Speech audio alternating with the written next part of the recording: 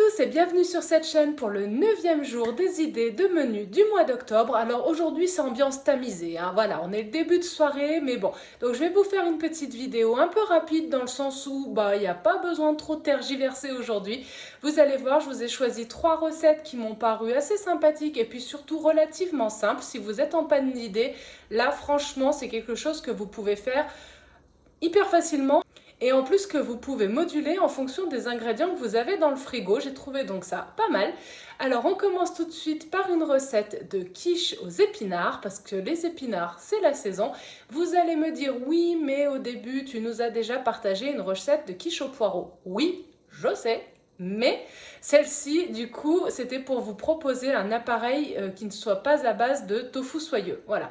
Donc là, c'est une autre recette dans laquelle vous trouverez de la crème de soja, mais il n'y aura pas de tofu soyeux. Donc je me suis dit que ça pouvait être intéressant pour ceux qui n'ont pas forcément ça à disposition dans leur magasin. Donc comme ça, c'est une alternative. En plus, je sais pas vous, mais personnellement, les épinards, j'adore ça. Et surtout en quiche. Donc c'est vraiment l'occasion. Et tant que le four est lancé, j'embraye sur la deuxième idée de recette, parce que donc dans cette première recette, on a quand même pas mal de choses. Si vous rajoutez d'ailleurs des dés de tofu, j'ai oublié, des dés de tofu fumés par exemple, ça vous apportera des protéines.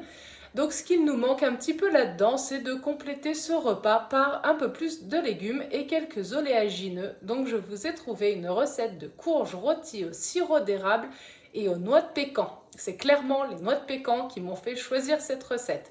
Bien entendu, du coup, vous pouvez la modifier avec les légumes de votre choix. Peut-être plus des légumes un peu sucrés, un peu doux, du fait du sirop d'érable, je pense que ça se mariera mieux. On perd un peu l'originalité de la recette, mais si vous ne voulez pas manger quelque chose de trop sucré, vous pouvez effectivement juste les faire rôtir avec un peu de la margarine et quelques épices et rajouter les noix de pécan.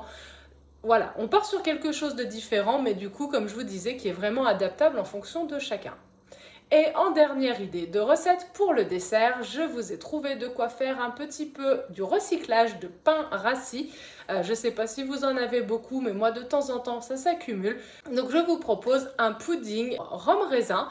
Bien entendu, le rhum est également transformable, par exemple par de la fleur d'oranger. Les raisins secs, si vous n'aimez pas, vous les transformez par d'autres fruits secs ou d'autres fruits tels que des framboises, des choses comme ça, des myrtilles. En tout cas, l'idée c'est d'avoir quelque chose qui tranche un petit peu avec la masse de pain qui sera donc cuite.